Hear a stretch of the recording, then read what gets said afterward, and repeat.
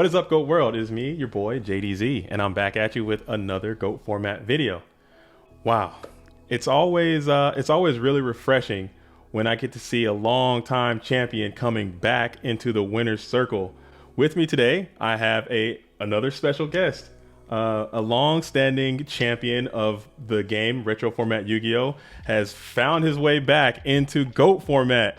And now he's back in the winner's circle. He's the champion, Mr. Ryan Spicer. So, Mr. Spicer, first, I want to say thank you so very much for coming to the program and sitting down with me, talking about yourself, talking about your deck, talking about your tournament experience. But as a tradition here on JDZ Plays Goats, there are people out here who may not know who you are. Can you please just take a little bit of time and introduce yourself to the world and to Goat format and who you are and how you got into Goats, how you got into Yu-Gi-Oh at all? Just talk about some of your accolades, and then we could jump right into the event. Cool. So, what's up, everybody? Thanks, JDZ, for having me on. Of course. It was really, really exciting whenever you reached out to me. Yeah, I love the game and I love to talk about it. And the strategy side of it is what geeks me out. So, any chance to talk about it is pretty fun to me. I'll start off with where I started in Yu-Gi-Oh! I started age 11 or 12. I was a seventh grader. I think I bought like a Joey starter deck at Target with my mom, and it was kind of all down or uphill or downhill from there. Me and my friends, played constantly. The summer of eighth grade, I moved to Texas, and that's where I met people like Philly Luna, Jason Holloway, Jake McNeely, Chris Bowling. So I was quickly immersed in this very competitive scene, and it was exactly like what I was like craving and looking for. So I kind of fell into the right place, I'd say, where I had a lot of really like strong players as mentors who kind of gave me guidance. Billy Luna specifically was a big influence on me. I guess he noticed I had talent early on, and he kind of took me under his wing, and I became, I guess, his apprentice, you may say. A protege, Like protege, if you will. Okay, okay. they used to call me, like, he used to like refer to me as his apprentice, like early on when I was like 15. So yeah, that was like the early days. And then as far as accolades go, I don't remember the exact number. It's been so long since I played competitively. It's been over, at least 10 years. And but anyways, I've topped between 20 to 30 regional events. Okay. I won Shonen Jump Chicago in 2008. I got second place in Austin 2006 or 7. I got second place in Austin. Wait, yeah, I did get second place in Austin, that's right. I got second place in Arlington, or top 4 in Arlington, my first event. It was like 2006 as well. I had a lot of success like when I first got into it, is all I'm trying to say. Like, Right. the first 2 events I played in, I went undefeated in Swiss at Shonen Jump level, and then I made like top 4 second place, and then I think ultimately I ended up with around like 10 plus tops, top 8 nationals. I almost got back-to-back Shonen Jump wins when I won Chicago, and then I went to Houston shortly after that and got second place. Okay. So I won Chicago. I was unable to go to a couple, like 2 of the events in between Atlanta and I think California. And then the very next event I played in, I got second place. Yeah, for all you young boys and girls coming into Goat format, those Shonen Jumps were the premier event of the time. I don't think they have, though. They have YCSs now. They used to have these Shonen Jumps. They were these huge Goat format or huge retro format Yu-Gi-Oh events that if you can manage to be successful at those, that just proves that you were cut above. And our illustrious guest here just so happened to do that more than once. So clearly he knows what's going on and how to play these cards and how to move them around. And when you're not crushing Go format and you're not crushing Yu-Gi-Oh, what exactly do you find yourself doing like in your spare time? Like how do you where do you work? What do you do? What are some of your hobbies? So currently I part-time help a friend basically manage their coffee shop. I basically just do all the things to kind of keep the business running smoothly, and I spend pretty limited time doing that. Maybe 8 to 12 hours a week is spent doing that. And then my full-time career is playing professional poker. Oh and wow, I I've didn't been know. See that I didn't know. I didn't know you were a professional poker. I thought you played poker on the side. Oh wow, so you that's almost not fair that you can do that in person because that has to give you a huge advantage, a huge edge over the field being a professional poker player slash Yu-Gi-Oh player on. And how do you, don't you think that gives you a significant advantage? I mean, probably helps because I spend all my time like problem solving basically in poker. That's kind of what your job is as a poker player is problem solving. So it definitely helps. But I would also say that having a background in Yu-Gi-Oh actually gives me a huge edge against people in poker, wow, more than anything, I never. because I spent so much of my formative years playing Yu-Gi-Oh that I developed like an acute ability for deductive reasoning.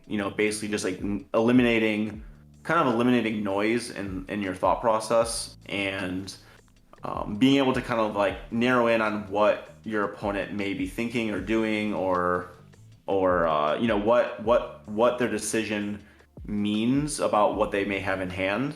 So, so I would say, if anything, having a trading card game background helps me a lot in my current career of poker. But the thing is like like poker has a very like high skill element to it, and at the end of the day, the better player is always going to win, like long term.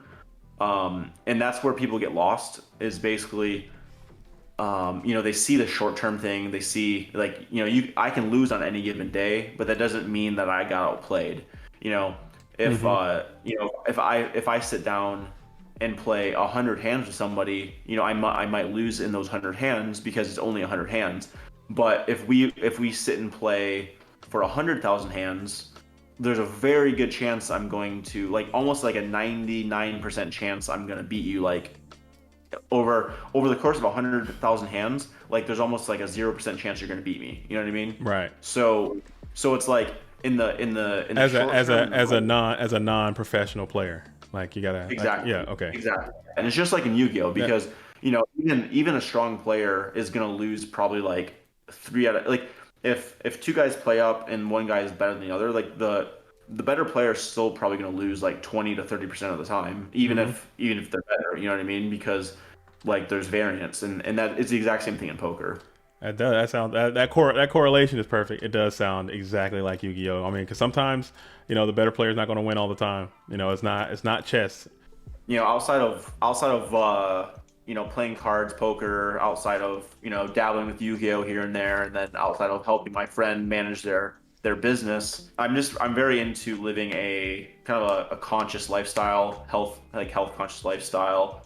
I try to find a lot of balance in my life. I'm very like I try to eat unprocessed foods, meats, vegetables, fruits, and just try to live like a very clean lifestyle in that sense, and then incorporate a lot of balance, like exercise into my life to stay like very sharp and tuned in. I think it's important to do like daily exercise, like daily motion, at least move for 30 to 60 minutes every single day. Absolutely. um eat clean, stay sharp, stay like physically fit.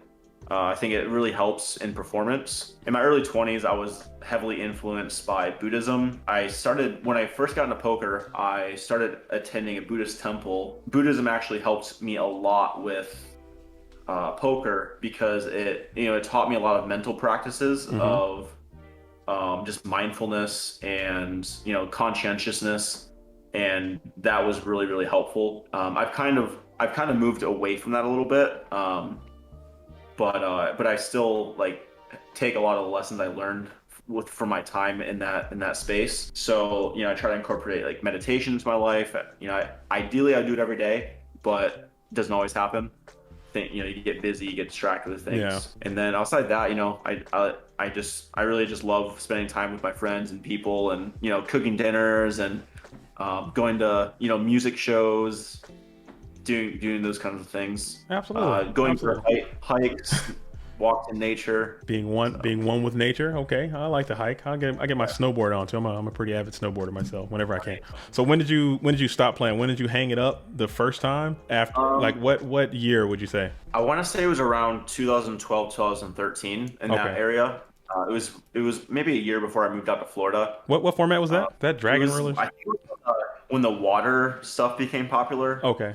But yeah, I think it played like Deep Sea Diva and stuff. I remember like the last maybe major event I played in. It was around the time I was using some type of like absolute zero type thing, like post Edison. The last like year or so I was in Yu-Gi-Oh, I kind of got into the vending side of things, and Okay. I wasn't super involved in the competitive scene. And then I will say, like, I feel like I ended my Yu-Gi-Oh career on like a low note. I competed in an event in Austin in 2013, and I basically knew nothing, and I didn't take it seriously. I went out like partying in Austin at like a fraternity the night before the event. I was at that age where I was getting distracted by the temptations of life, Right. and I kind of lost focus on the game. And I remember I played in the event not knowing like what all the cards did. I think I went like 0-2 0-2 drop, and But it was not the way I wanted to end but my Yu-Gi-Oh but career. you know how the saying goes. No one ever quits this game. You know, you just take small breaks. You know, take hiatuses for a little while, and you always come back. And now you're back in a major way. You know, taking down a nice major goat format event, the Goat Grand Prix in Fort Worth, Texas. Do you play goat format online at all? Because there's a huge goat format online community that's kind of thriving and coming about. You know, it's a high competitive scene there. Do you ever play the online game at all? I do here and there. Mostly, I play with Kyle Bowling and Austin Coleman. We started playing a little bit online maybe the last 2 years during COVID, where I think it boomed a lot, right? Right. I haven't really played any. I've played one online event, and this is my second GOAT tournament, like GOAT format event I played in. The first one I played in, I lost to a Dark Necrofear deck. Mm. um, I'm pretty sure he was main decking Karibo. Love it.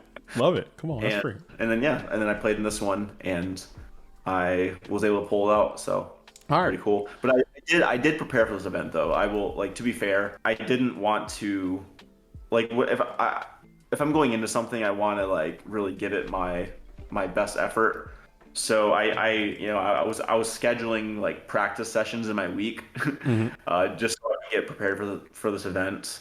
I initially intended to practice an hour a day for the 30 days leading up to it, but that didn't quite happen. It ended up being more, practicing 2 or 3 days a week with Kyle, or Beast Beats would Okay. hop on and. Yeah. Shout out to Crops. Big shout out to Beast Beats. He was the host of this event. I think he did a fantastic job on the stream. We'll check that out, and I'll go ahead and link his channel down below as well. Also, Ryan Spicer here also has a YouTube channel. He did a pretty in-depth deck profile of the deck that he used in that event. I'm gonna make sure I link that down in the description as well. But while I do have you here, I have this deck, and if you want, I can go ahead and pull that up. And if you just want to kind of give us a brief rundown as well on this deck, there's some very interesting tech choices you made here. There's some things that kind of go against a lot of the common ratios and card varieties that you'd like to go for this event that people are having success with on the online event. So you talked to me about testing, just talking about testing and how you made some of these card choices. Well, first of all, I'm interested to hear your thoughts on Ca- what you think about the deck that is non-conventional. Okay, What I like that. I will play this game. So when I'm looking at this deck, and I heard what you said about the Grave Creeper Spies, and I love Grave Creeper Spy in my turbo decks. A Prince Magician, not so much. The Night Assailant build is coming back around. I think 2 Night Assailants card destruction is so strong. It just blows people out so hard. 3 Regeki breaks, I don't know. I think that might be too much. But again, I'm here and you're there. I'm not in the winner circle. You're in the winner circle. You won, and so whatever you know might be the next wave. Who knows? Because in Goat World, where we are currently, there's a location in Goat World. It's called Net Deck City. Whenever a champion comes out with a new deck, everyone goes right to Net Deck City, take it off, and then they put their own twist on it. So while we have this deck, what are some cards that you think didn't work that great, and what are some cards you think that worked out? And if you could change it, would you have done anything different based on some of the feedback that you've gotten from these other top tier players that I'm sure people have reached out to you about your ratios and everything like that. Well, I actually haven't gotten any feedback on my ratios yet. Oh, really? Okay. Um, no, but hopefully I look forward to people commenting on it because I like that kind of stuff. But I think the deck list might be put up on goatformat.com at some point. Hmm. I hope they put up the top 8 deck list. I think that would be good to put the live tournaments online. I think that's worthwhile doing. I'm sure you can make that happen. But what I would say is to your you said that you liked Gravekeeper Spy. Love Gravekeeper And Spy. I like Spy in certain situations, but I think like for me, I think that Spy is more of a tech choice to counter certain strategies, Mm, uh, such as like Warrior or maybe like some type of like beatdown decks, things like that. right. But outside of that, I don't think it serves much purpose because at the end of the day, it doesn't generate advantage. I know it does search a second copy of itself, but that second copy, in my mind, doesn't really do anything Mm, towards like winning the game. So like, I was always just faced with a situation where it's like, okay, cool, I got 2 spies on the field. What are they gonna do now? I can't right. attack with them because if I attack with them, they only have 1200 attack, and they don't pay for themselves, right? Okay. That was like my main beef with it is just I didn't feel like it achieved anything towards like I didn't think it was efficient, and I didn't think it brought me closer to winning the game. It didn't bring me closer to drawing key pieces. You could argue that it does stall, like it gives you Mm, time to draw into things, which is a fair point. I don't think it's a bad card. I just feel it's not efficient. I think that's always been kind of my style in the game is trying to optimize my strategy as much as possible okay. to basically just always like kind of like always have cards that have flexibility, versatility, that have like a high level of playability at every stage of the game. Like if you were to like go back and look at a lot of my deck list choices from way long ago, Hmm. I'm very big on playing like ones and twos of cards and having like multiple options because certain cards just don't. It's not true with every card, but certain cards lose a lot of utility when you draw multiple copies because they're just redundant. They do the same thing. Right. So, like in my mind, I think having options allows you to maneuver more and be creative with like whoever you're playing against. Based on who you play against, you can kind of incorporate different styles and make different decisions. And I would say, yeah. So I would just say it's kind of reflective of like how I approach the game. I was finding early game there was just some things about the deck I didn't like in the opening hands, Hmm. and that's kind of what inspired a lot of the changes I made. Basically, I wanted my hands my opening hands to be like as playable as possible, so I didn't just get like complete bricked hands and just get like thrashed. Basically, what that looked like was I dropped Tribe Infecting Virus for DD War Lady. Hmm. Um, I thought that DD War Lady and Tribe had very, very similar functions in the strategy. Namely, they're both meant to basically deal with a threat, right? The upside of Tribe obviously is it can kill multiple threats, but the downside is it's very weak early game in my opinion, Right. because turn one you don't want to just summon it. Once you use its effect, like if you only use its effect to kill one creature, it's now a very vulnerable 1600 attack monster on your opponent's turn. So, it ends up being a -1 in a lot of instances. Whereas DD War Lady is like almost guaranteed to be a 1-for-1. If it does just die, it's a light in Like, your grave. absolutely. You can just like summon with it, swing with it. You can just start getting in there. You can use it defensively. I also really like about DD War Lady is you can set it to bait Nolan a cross out, and that That's, would be a yeah. big thing because if you get your faith crossed out, it's very bad for your deck. Like Yeah.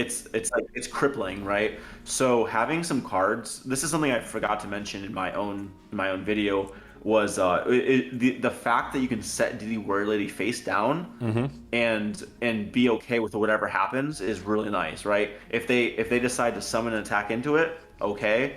If they don't do anything, okay, you can flip it and attack with them next turn. If they knock it out, it's like sweet. Now you don't have a Yeah. knock for my faith. So like, like just having something to bait Nolan across out was another nice one. I like that yeah, you can get offensive with it, and you can also search with Sangan, which is pretty nice. And then I remember I dropped a one of the Solemns for like kind of similar reasons. Is Yeah. I realized Solemn's very good late game, or like once you've established some type of an advantage. But I think it's really weak early game, and if you're struggling to like catch up or get some momentum, it doesn't really help you all the time. So I basically just wanted to eliminate the possibility of drawing multiple early on, because if you have one solemn in your hand, like you can still like function pretty well, and you can use the other cards in your hand and then establish some type of advantage and then set the solemn. But if you have like double solemn in your hand, it can be a real hindrance, because it's just one less card for you to play. Do you do Because you solemn Trinity? I mean, some people that's catching on as a strategy to take, like Solomon the Pot of Greed, Solomon the Grace of Charity, Solomon. no, You never. my I think my personal approach is like I don't even set solemn usually until Mm, late game. okay. Like I just don't even I just want to save it for when I have an advantage and I can like lock up a win. I use it like basically like I like my approach to the game is like as long as whatever you're doing isn't gonna kill me, like I'll let it slide. It's like I only want to stop the thing that's gonna end me, Mm, because I can handle everything else, right? right. It's Okay. like it's like I'm not gonna stop something that's not a real threat. I don't know. I ended up playing triple Regeki Break just because I wanted something that was defensive against Warrior and then also is versatile against Chaos. I like the fact you can Geki Break a face on Faith. You can Mm. kill a Chaos monster. You can end phase stuff. It's chainable. It's great It versus just does. burn. You can save yourself from ring. You can pop your Yeah. own stuff. It's a very versatile card. I don't know why. Yeah. Yeah. It's so good. I think, and honestly, like I know there's been a debate in the community between Regeki Break and Phoenix Wing The Blast, never-ending and debate. The never-ending debate. The debate that will just burn on forever. Geki Break in this format specifically, I've always loved Wing Blast, but in my opinion, Geki Break in this specific format is clearly better. Like it's like in my opinion, it's just like it's I don't think there's a debate. Like in Yeah. this specific deck, I think that Geki Break is just better in Chaos Turbo because you need something to deal with threats basically. But why only the one night assailant? Why not two night assailants there? Just to get to maximize that Regeki break, maximize your card destruction, maximize your Grace of Charity discards. You got no tribe, but still, I mean, I think two night assailants, I think could have done some work for you. Maybe get that loop set up. I know it doesn't happen as often, but just getting that loop set up and having your night assailants working like that, I think that's really cool. What do you think about just a one there? I do. I mean, I do agree with you. It's really awesome when you get double night assailant. Yeah. But again, it just kind of comes down to like my approach to the game is I try to eliminate redundancy Okay. and basically like yeah, double night sounds cool, but a lot of times like you only need the one. Um, like and like sometimes if you even draw like two opening hand, it's not like you necessarily get to like loop them anyway. Mm-hmm. Like sometimes they get crossed out or like something happens. But basically, I just didn't really see. I didn't see a need to play an additional one. I mean, two is appealing and it's something I've thought about. I mean, it's obviously just like insane when you get two going Yeah. off. And part of the reason I even chose to play Night Assault in the first place was because of its versatility. I liked that it has the destruction effect because sometimes like a haiku can just ruin your day. Right. So like having something that can like combat things like that is really helpful. And then on top of that, it's like great. It's a great discard option. I will say though, I really don't like Thunder Dragon. Oh, Um, really? yeah, I'm like committed. Like I've been trying to figure out a way to not play it. Like obviously it makes it might mean you have to cut some sorcerers and stuff, Right. but I just don't. I think Thunder Dragon is a very overrated card. Um, Wow. Okay. yeah, shots Yeah. fired, right? Shot. Yeah. No.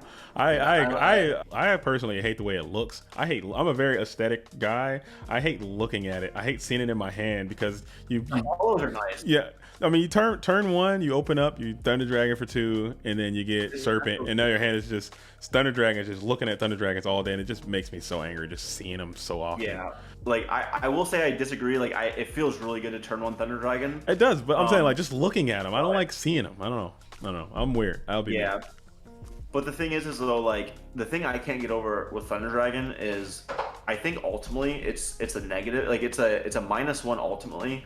It's one of those weird things where it does give your sorcerer and stuff more like playability early on Mm-hmm. and also consistency. So it's kind of a weird concept to me because you're kind of taking a negative in the form of Thunder Dragon, so you can have a positive later on in the form of like Chaos Sorcerer essentially.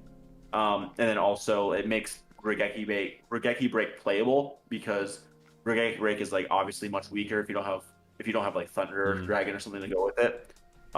Because then you're just like hard paying the cost. But that's actually something like coming into Worlds you mentioned is Yeah. I really want to find a way to play a like a light and dark deck that doesn't play Thunder Dragon. Um, Hmm. it might not be a thing, but my gut tells me that Thunder Dragon is similar to Gravekeeper Spy, where everyone seems to love it, but I just don't think it's as good as people think. But I could be wrong about that. It's just my Yeah. current like thoughts on it, and we'll see where it goes. Again, I don't consider myself a top player by any means, and I see that there are trends that happen with different top players and card choices that they use, and it kind of evolves over time. So maybe it could be you could be setting the next trend of the thing where it's going to go to next. But I don't know. So I feel like I set the trend for the Reaper in Go format too, because I made a video before people were using Reaper. I made a video on my channel prior, like if you go back, no one was running Reaper. Uh I huh. made a video and I made a video about how Reaper was better than Gravekeeper Spy. And then after that video, I saw Reaper everywhere. Right. So I Yeah. I I mean, I hope I'm not overstepping anything, but I Hey. do feel like I'm good at spotting trends in formats and like understanding like how to kind of like be one step ahead of the field. What analysis led you to determining that this was the best deck for that event? I would say that what I play is going to be very much dependent on what I expect to see. Okay. So what I would say is like I definitely see this being kind of like the stock build of my chaos moving forward. I will probably make changes and edits based on metagame predictions. So one concern I had going into this event was I was not confident that this deck had a good matchup against Warrior Mm. because I wasn't main decking Spy. I don't have many defensive traps, stuff like that. And that was like a legitimate concern I had moving into the event. To be completely honest, I had not tested a whole lot of time against Warrior leading up to the event. Mm-hmm. But of the matches I played during the event against Warrior, I was very unimpressed with Warrior. I thought that the deck was like really easy to beat if they draw like the right counters to like get through your traps and like hit your face down and stuff, like, and they can bum rush you. I think sure, like they can get like an early game edge, but I think as soon as Chaos gets into like the mid to late game, then Warrior is just completely screwed because all of their monsters are basically just like once you get a Chaos on the field, their monsters are like 1800 attack vanilla monsters Mm-hmm. essentially. It just I was shocked that Warrior wasn't as strong as I was expecting because it seems to do really well online. And I'm not saying it's a bad deck, and maybe I just ran well against them. It's Mm. possible. So I'm not saying a black and white statement like, Warrior's not good. It was just I was shocked at how well the deck performed against it. And then once I brought the side deck into play, I felt very prepared because, having triple Saku, bringing in Zambira and Gravekeeper Spies, stuff like that, Right. really, really bolsters the deck against Warrior in a major way. I can just close my eyes and just hear the sound of just helmets clicking on right now, because now you're public enemy number one to all the Warrior players, so I would guard your head and neck going forward, because I think all the Warrior players are going to be after you after those comments. But you did mention or you did mention earlier, I saw your video, and again, you mentioned about Morphing Jar and Cyber Jar. Did you regret not putting those guys in here too, or would you change that up? So I had been playing Cyberjar and Morphing Jar like basically in every cast deck I've been testing up until about a week before the event. I don't know if I would say I regret it because I won. Yeah, right. No regrets, no regrets. But I do think that I do think they're very good, and I'm honestly shocked that people don't play them more. They're definitely cards I'm gonna put more time into exploring and potentially playing, but I just think they're especially powerful in chaos because, as I said in the video I put up, they basically fast forward the game state to like mid to late game. That's really where chaos shines. That's what I was saying is like against Warrior, if Warrior gets a good like initial head start, that's where they can that's Yeah. where they're really threatening. But as soon as you get into the mid to late game, I think it's really hard for Warrior to compete with Chaos, as the jars essentially fast forward you to mid to late game, and that's just where Chaos catches its stride. Okay. That's why Jar Greed is so good. That's why card destruction is so good. Upstarts is it accelerates the game state. It puts essential cards into the graveyard. Mm.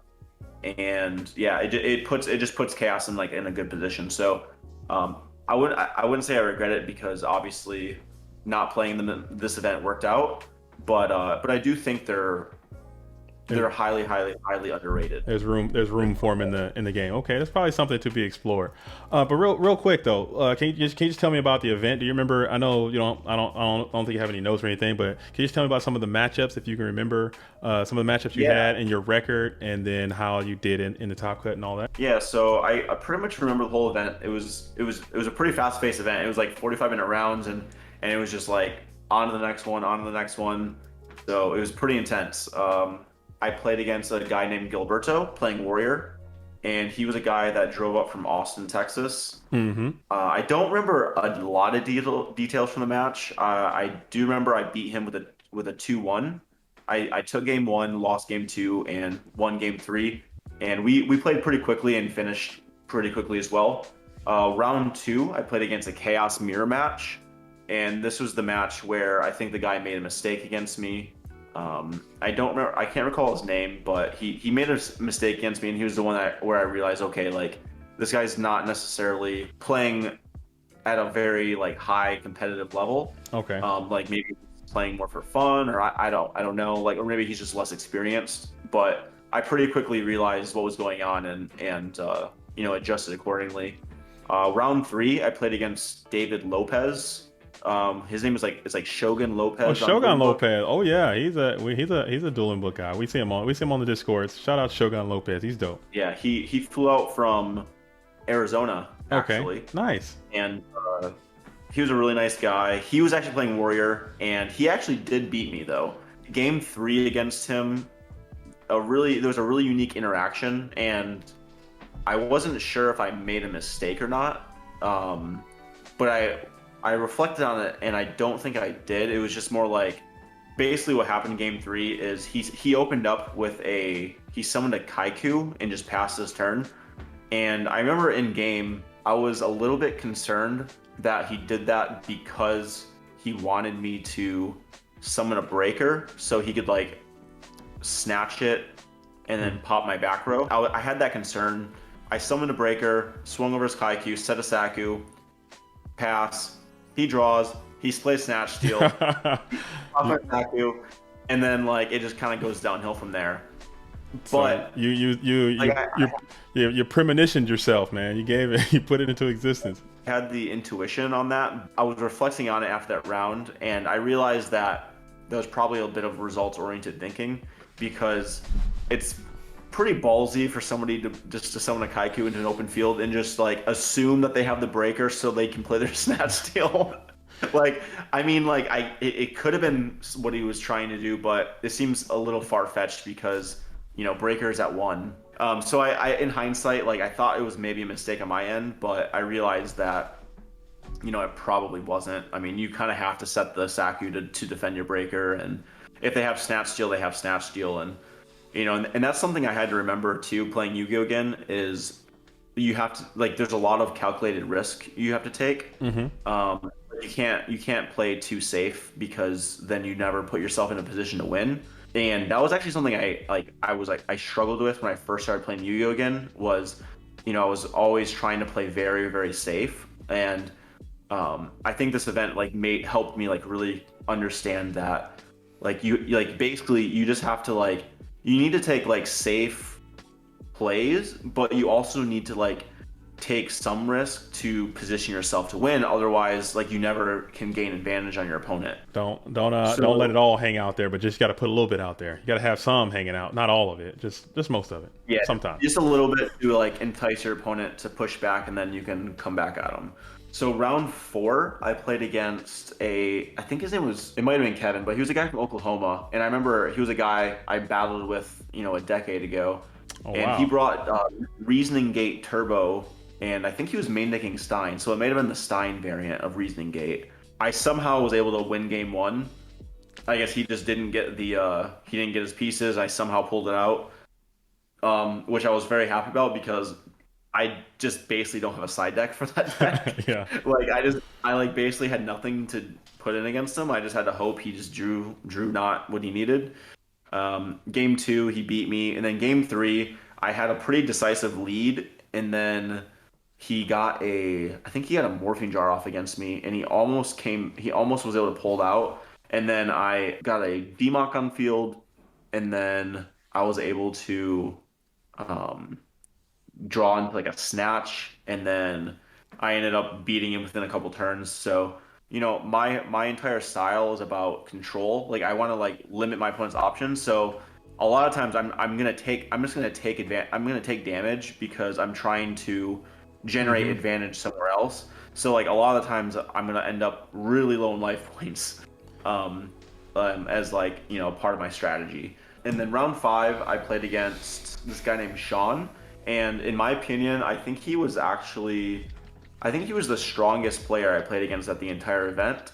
I don't know where he was from, but he played Chaos, and he did something to me game 1 that I wasn't really aware of actually myself. I guess it's something pretty nuanced that you probably have to play quite a bit of goats to pick up on. But it was a situation where basically I had a pretty significant lead, but I wasn't able to put much pressure on him because I had no darks in my graveyard. There was a point in the game where he just was passing turns without putting anything on the field. And what that ended up doing was it put me in a position that I either needed to Regeki break one of my own cards to put a dark in the graveyard to be able to put pressure on him, or so I had to take I would have to take a -3 just to start putting pressure on him.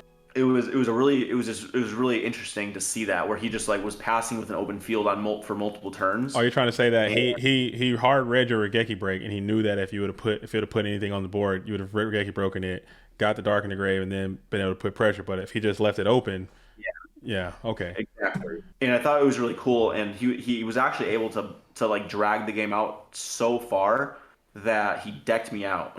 Oh wow. Game 1. Is this Discord name Mercenary V? Is that him? I don't know if you guys shared that, but I think you ended up playing Mercenary V at some point. He's a great player, so this might be who you're talking about. Shout out to you, Mercenary, if it is or is not you. Yeah, if you look at the challenge bracket, you might be able to find, but I couldn't tell you. Okay. I don't know much of the online names other than I do know Moxies and SD Skilla. I know Yeah. some of those names. Um, but uh, but yeah. Anyway, so he beat me in a very creative way game one, which I was pretty impressed with. And then game two, I took it, and then game three, that first game took so long, like obviously because I decked out, Hmm. um, that we ended up going to time in game three. Like time got called as we were side decking, so basically it came down to um, I sided in like Mystic Wokes and stuff like that, just trying to win by life points. And Hmm. long story short, I fired off a Mystic Walk, and I thought I was gonna win the game, but he actually Mystic Walked back at me to put himself ahead of me by tributing his spy to gain 2,000, and he ended up beating me in time. And then um, so that was unfortunate. I wasn't sure if I was gonna make the top eight cut, um, but I fortunately did. Because the two players I lost to ended up with good records, so they Oh kind of man, pulled me up. fortunate. And I think I ended up coming in sixth or seventh place after Swiss. It was 5 rounds of Swiss, Hmm. and then top eight I got to rematch against David Lopez, the Shogun guy, and I told him I was like I'm gonna get my revenge, and I did. Top four I played against this guy named Steven, who's a local guy, and he actually played really well as well. Okay. He was I, another guy. I think we saw that on the stream. I believe that was on the stream. We saw game three on the stream. Okay. Okay. We finished our first two games, and then we saw the feature match was open. So we were like, "Hey, can we hop over?" So that's what we did. Okay. Nice. But yeah, I was able to beat him in a really tight game three. Like there was a point in that match towards the end where I thought I had possibly messed up and lost the game, but I realized I figured a way out basically, and was able to pull it out. And then finally, I played finals match against Jesus. He was a guy who drove up from Mexico, actually. Oh wow. Uh, so he drove up from Mexico. He was also playing Warriors, and I was able to beat him. And I think I beat him in two. I think I 2-0'd him in the finals. Really nice guy. I met him the night before, actually, of the event, and yeah, super friendly guy. And it was kind of cool to play somebody from another country at an event. That's pretty dope, So man. yeah, those are rounds. So then you win. You're the new Grand Prix champion. Prizing was that morphing jar. You still have it? It still got the morphing jar, or has that thing gone? You still I have it? do. I do. Yep. I unfortunately can't show it to you right now because I left it with Kyle to Okay. sell. All right. So But if you want that morphing jar, yeah, make sure you. yeah. Sorry. Go ahead. Real quick, Yeah, sales please. pitch. Anyone wants a EP4 morphing jar that's in pretty pristine condition? Don't go on eBay. Yeah. Message me directly on Instagram at airplane mode Ryan. That's my Instagram handle. So I'll link that down below okay. as well. Get in there and get that morphing jar if that's something that you're interested in. It's very good condition, Yeah. and it's got a it's one. It's a champion. It makes it even better. Champion level. Yeah. So now you are in fact qualified for the GOAT format World Championship. Now you have to play Yeah. online. That's going to be an online event, and I know you Yeah, have a I lot of heard. you have a lot of experience playing in person. You know, reading your opponent and seeing the cards and feeling the tactile nature and just kind of being in the event. I mean, that event was Yeah. I saw it on stream. It looked, and I'm gonna be completely honest with you, Ryan. It looked miserable. It looked very hot. It looked tight. It looked like it was a huge mental task to do that. And if you have strong mental toughness, it'll put you at an advantage.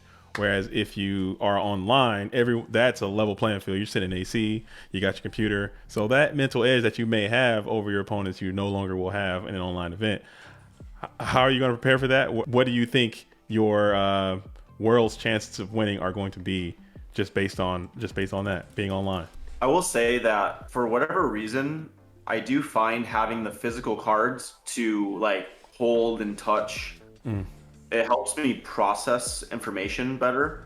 Like, when I was deck building leading up to the event, it feels much more abstract to me. And that's why I feel like even the night before the event, that's where like all of my changes happened. Was literally the 7 hours leading up to the event is where like all of the changes made were taken in my deck, was because like I actually had physical cards I could like touch Mm-hmm. and feel and like and draw hands with and get a feel for like what was happening. Like online's obviously like great and stuff. But for me, like I guess I'm a very hands-on person. So being able to like just manipulate and touch and all that, it's part of my like my cognitive process. Mm-hmm. As to answer your question, how do I think I would perform in the online versus live arena? Right. I don't think it will affect my quality of play so much outside of the fact I may not enjoy it as much. Mm. Uh, I really enjoy, like for me, playing Yu-Gi-Oh with other people is kind of like what makes it fun for me.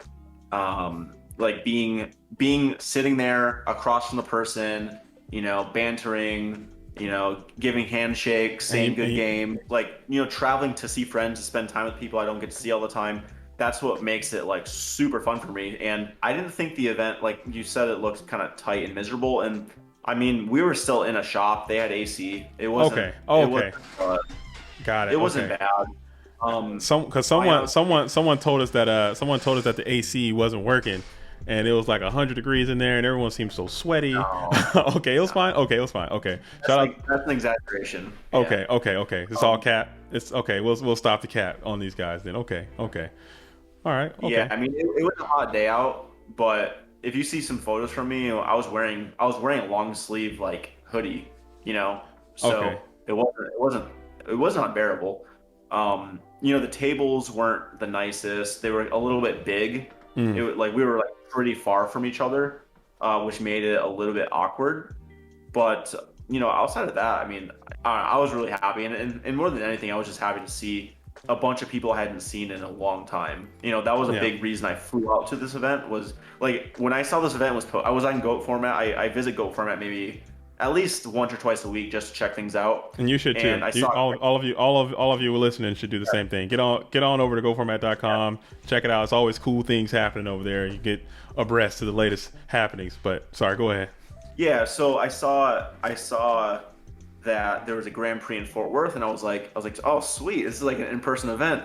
So I like instantly messaged Kyle, and I was like, hey, if I book a flight to this event, I'm gonna crash on your couch, and you want to play? And he was like, let's do it. So within 5 minutes, I had a flight booked to Fort Worth or to Dallas, and it was history. And I was like, all right, this is happening. That's really cool. So That's, and honestly, like I've always had this thought in the back of my mind that if retro Yu-Gi-Oh was to somehow be like rekindled, then in the live atmosphere, okay. then I would like travel to a lot of events basically because like to me, I'm 31 now, but still those years in high school and college where I was traveling almost every weekend to an event, those are still some of the best times of my life. That level of competitiveness, focus, like friendship, rivalries, like you don't have that in day-to-day life. And I would in a heartbeat be traveling to many, many retro tournaments. Like it doesn't have to be Go format, it just has to be retro. When I was competitive and at my peak in the game, I was playing like almost every single day for hours on end. Like me and my friends like Philly, Jason, Chris Bowling. I would get out of school, we'd be playing until we had to go to bed. We would go to Denny's or IHOP and we'd be playing until the sun came up. Like we were just like completely dedicated, and that's kind of what it takes to be like when the formats change every 6 months or however many months it is. You have a whole new slew of like card pool coming in. Like you have to like you have to just constantly be Yeah. testing. Like in my mind, retro formats are just awesome because they require so much less upkeep. So like people who are playing as an adult for nostalgia or stuff like that, Hmm. I think they're way better.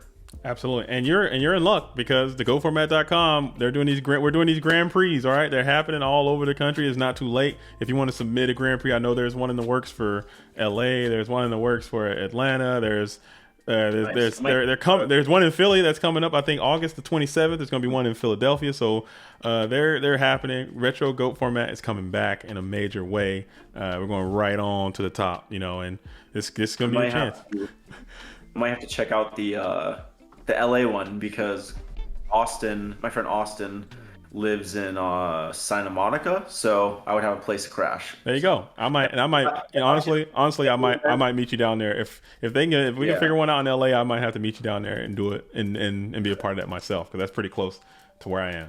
But any event that I can tie in a trip to see a friend, like you can almost guarantee I'll be there. 100%. So yeah, especially if it's in a nice location as well. LA is nice. You can go check that out. In my testing, I found a couple things that I thought could be improved upon.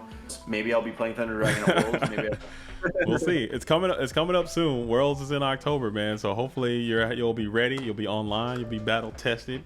You got a team. You got to find you a nice dueling team. Get in there and get into the War League maybe next season. I don't know. We'll talk about that. Okay, my dream team. Oh yeah, I will say this. I'm gonna throw some shots real quick. Okay. Okay. Fire some shots. For people who remember Team Outphase, that was a team that was a Texas-based team back in the day. Team Outphase. Team Outphase, yeah. We weren't. I mean, we were pretty known back in the day, but I do strongly disagree. I think Team Outphase was clearly stronger than Team Overdose. Oh wow! Okay. We actually had a team war with them at SJC Houston, the one that John Moore won with 6 Samurai, and our teammate Chris Bowling basically fired through their entire team. Oh, Iron Man style.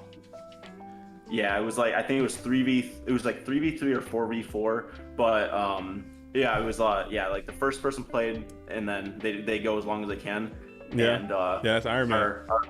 Our boy Chris Bowling basically wrecked their whole team.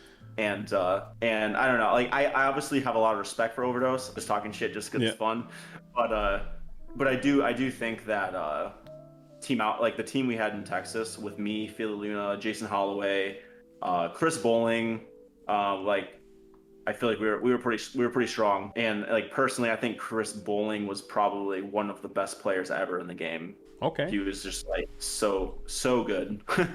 Well, I would say if you can grab all those guys, make a team. The next season of the Go format, the next season of the Go format War League starts after World. We haven't put a specific date on it. This season's already well underway, and we're going into playoffs here in the next couple weeks.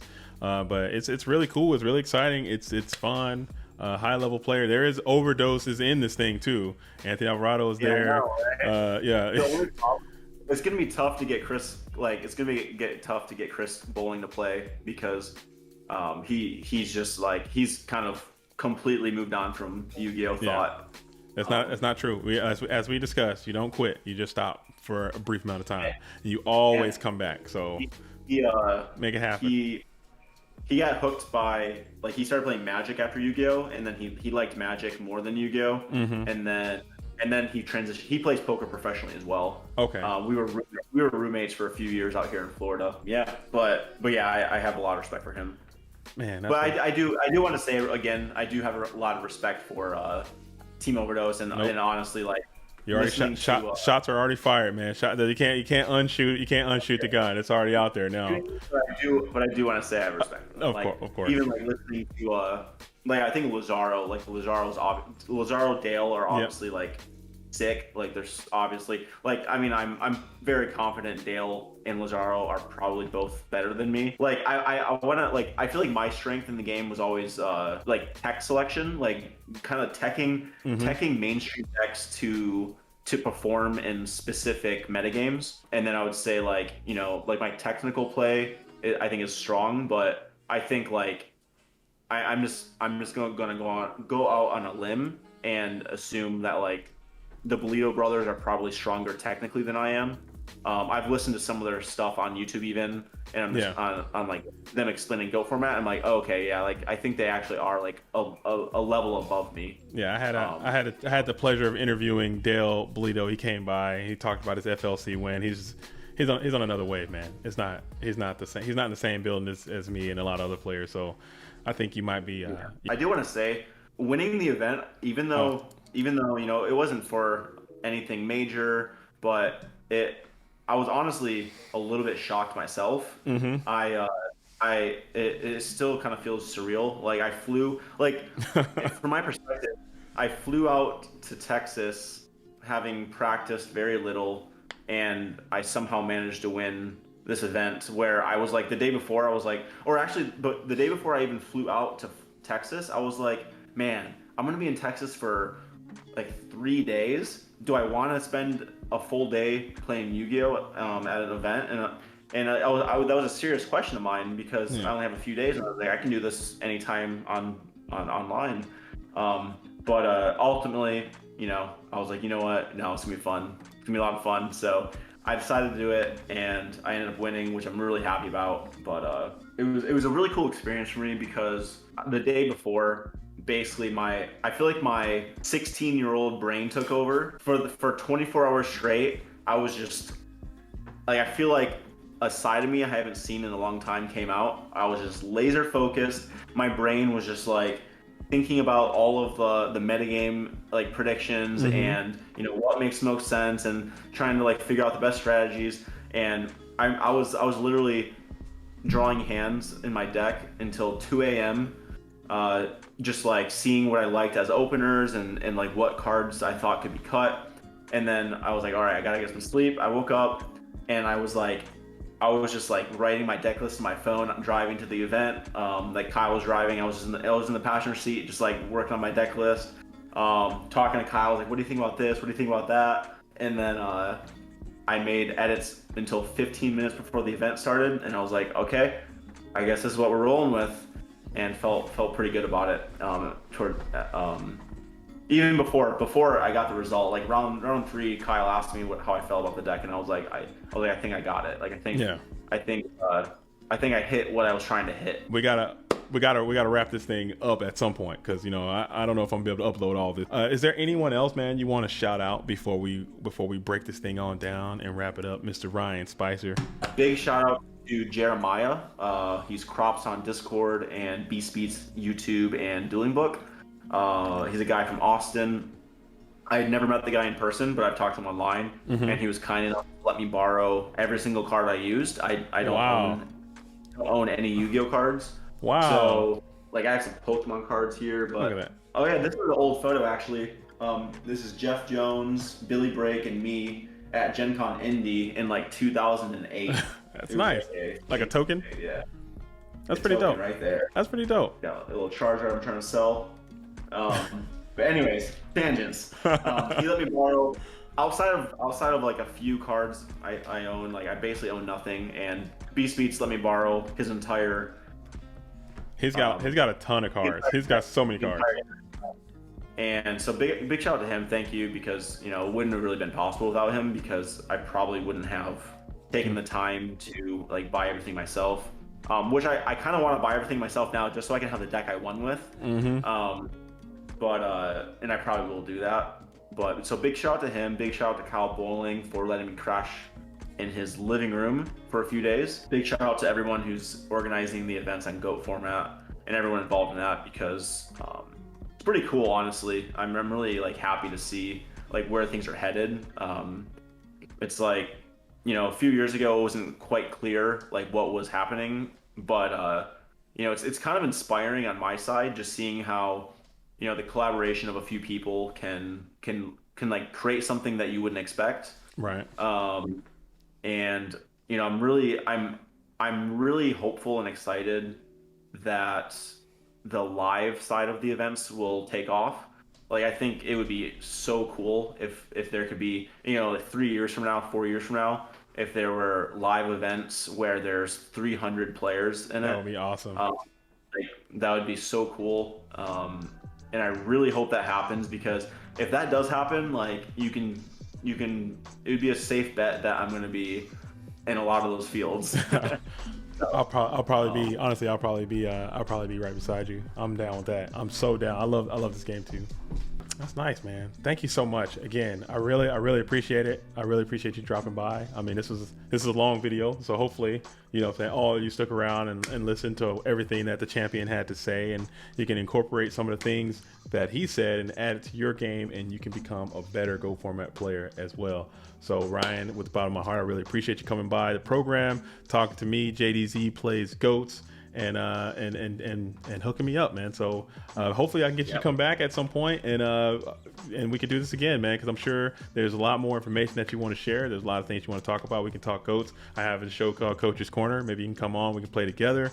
We can figure something out. So I was actually going to say that if you ever want to play, let's battle. Absolutely. Absolutely. I don't want to play against you. You can play with me. I don't want to lose anymore. You know what I'm saying? I'm tired of losing. I need to start winning. I need you to teach me so I can become better. Oh, that's what I do. Oh yeah. The Coach's Corner. I mean, we can play against each other. I mean, we'll see. Maybe you got that variance. I'll get some dubs every now and then. We can do both. We can do both. All right, Ryan. That's cool, man. I really appreciate it, brother. Thank you so much for coming by. Yeah, man. Thanks for having me. I appreciate it. All right, that was Ryan Spicer. So tell me what you think about Ryan Spicer's deck. Tell me what you think about his tournament experience. Tell me what you think about his takes on the metagame and everything that he discussed in this video. I know it's a pretty long video, but that's how it is sometimes. More the merrier. So just throw it on, go on a long ride, go on a bike ride, podcast style. That's how we're going to do it on JDZ Plays Go. So make sure, again, if you haven't done so already, go ahead and like, share, comment, and subscribe. Get into the comment section. Tell me what you want. Tell me what you think. I'm excited to hear back from all of you. And subscribe if you haven't done so already. Let's grow this thing. Let's get more people into this game and more eyes on the format, because that's what we all want at the end of the day, I think. But that's all I have. I'm JDZ. I play goats. Until the next time, peace.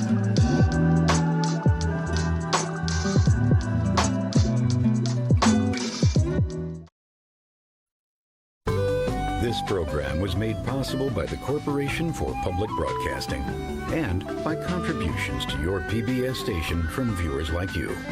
Thank you.